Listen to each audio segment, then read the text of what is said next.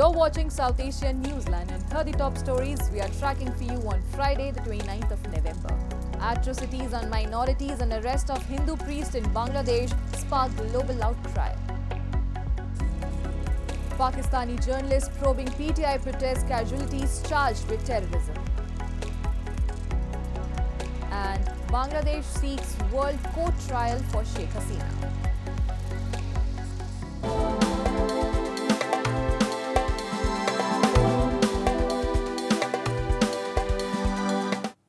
And now for all the details.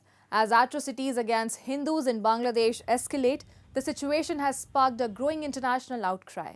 Since the fall of the Sheikh Hasina's government in August, Hindu temples and businesses have been targets of violence across the country, and the arrest of Chinmoy Krishna Das has also sparked global outrage. Prominent leaders like British MP Bob Blackman and American singer and activist Mary Milburn have condemned the attacks, urging the Bangladesh government to take action to protect religious minorities.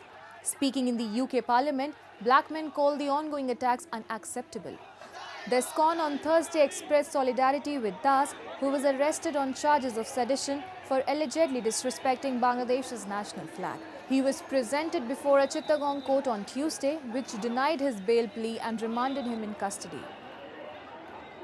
Now, Mr. Speaker, the International Society of Krishna Consciousness, who run Bhaktivinoda Manor in Elstree, the largest Hindu temple in this country, in Bangladesh, their spiritual leader is under arrest.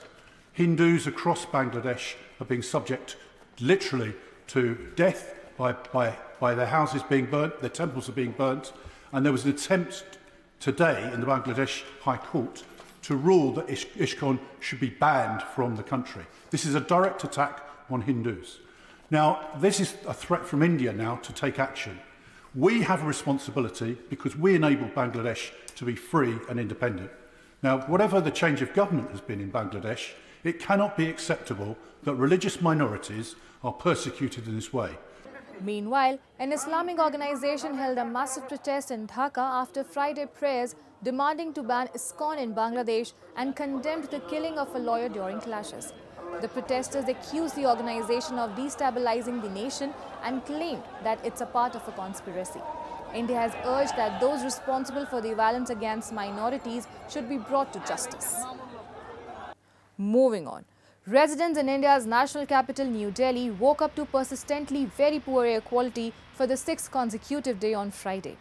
Residents expressed their dismay over the soaring pollution and said they were facing health issues due to the worsening air quality and persistent smog in the early hours of the day. An AQI reading of 0 to 50 is considered good and above 400 as severe, and poses risk to healthy people and seriously impacts those with existing diseases. यहाँ पे AQI इतना ज़्यादा हो गया है, skin में problem आ रही है मेरे, और आँखों में जलन सी होती है, जैसे अभी आप देख रहे हैं सांस फूल सी रही है। तो यहाँ पे क्वालिटी बहुत ख़राब हो चुकी है, तो इसके लिए सरकार को कुछ करना चाहिए यहाँ पे। Meanwhile, the country's top court directed the authorities to strictly impose the anti-pollution measures. The Delhi government has tightened restrictions on construction activities and vehicle movements. A winter blanket of smoke and fog descends on the city each year as cold air traps dust, emissions and smoke from illegal farm fires in surrounding states. Pollution हमारे लिए बहुत खतरनाक हो गया है। Present time में जो बड़े बुजुर्ग हैं हमारे, वो घर से बाहर नहीं निकल पा रहे हैं और स्कूल भी बंद होने लगे हैं। जो बच्चे हैं वो घर से पढ़ाई करने के लिए दिक्कत हो रही है उनको, आंखों में जलन हो रही है। Moving on. Matiullah Jan, a Pakistani journalist investigating the claims of casualties in a protest march demanding the release of jailed ex-Prime Minister Imran Khan, was picked off the street on Wednesday night and has been charged with terrorism. Reports suggest hours before being picked up, he had done a TV show where he read from what he said were hospital records contradicting the government's denial that live ammunition had been used when security forces dispersed the protest or that any protester had been killed. Rights bodies have condemned the arrest and termed it affront to rights to media freedom. Meanwhile, Prime Minister Shehbaz Sharif on Thursday admonished the PTI party for the protest violence, accusing its leaders of causing grave economic harm to the country and directing authorities to establish anti-riot forces nationwide. Islamabad was brought to a standstill earlier this week when scores of PTI supporters flooded the federal capital, defying a ban by authorities. Pakistan has reported a new polio case, taking the country's tally of the crippling disease this year to 56. Authorities confirmed the detection of the case in a boy from Khyber, Pakhtunkhwa. Balochistan and Khyber Pakhtunkhwa province have reported the highest number of cases with 26 and 15 cases respectively, while 13 were reported from the Sindh province and 1 each from Punjab and Islamabad.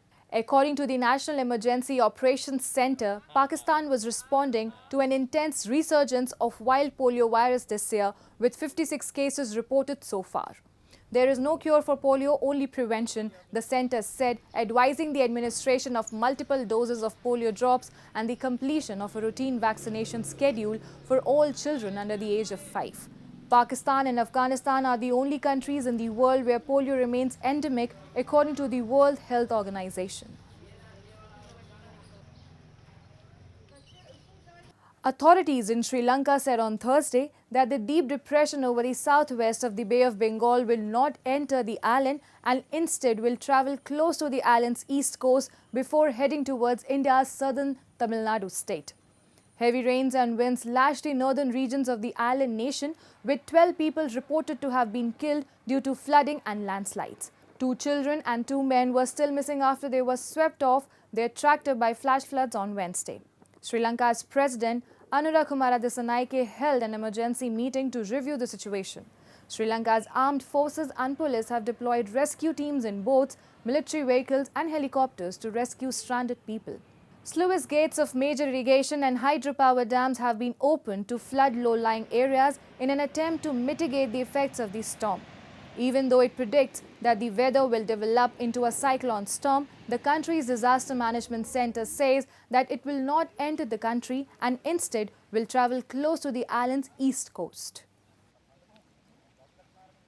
දිවයින තුලට ආපු එකක් නෙමෙයි. මේක තියෙන්නේ දිවයිනේ නැගෙනහිර වෙරළබඩට ආසන්නයෙන් ගමන් කරපු සංසිද්ධියක්. එතකොට මේ පද්ධතිය හේතු කොටගෙන විශාල ඒ කියන්නේ සාමාන්‍ය හානියක් සිද්ධ වෙලා තියෙනවා ගොඩබිම පැත්තට. නමුත් මේක ගොඩබිම දිගේ ගමන් කරපු එකක් නෙමෙයි කියන එක පැහැදිලිව මතක් කරන්න ඕනේ ජනතාවට. Bangladesh has sought to pursue deposed Prime Minister Sheikh Hasina's trial in the International Criminal Court, even as she faces a trial in a domestic tribunal on charges of crimes against humanity, Office of the Interim Government Chief Advisor Muhammad Yunus has said. This comes as Yunus met ICC prosecutor Imran Khan on Wednesday and told him that Bangladesh intends to pursue the charges against Hasina and relies particularly on charges of carrying out massacre during the July to August students' uprising and enforced disappearances during the past 15 years of her rule. Hasina fled to India on 5th of August following the widespread protest over a controversial job quota system. 3 days later, Yunus took over as the chief advisor. The ICC prosecutor, however, said the International Court would like to extend cooperation to Internal Crimes Tribunal of Bangladesh, which by now has issued an arrest warrant for Hasina and several top-ranking members of her Awami League party. Yunus earlier said his government would also seek her return from India to stand trial.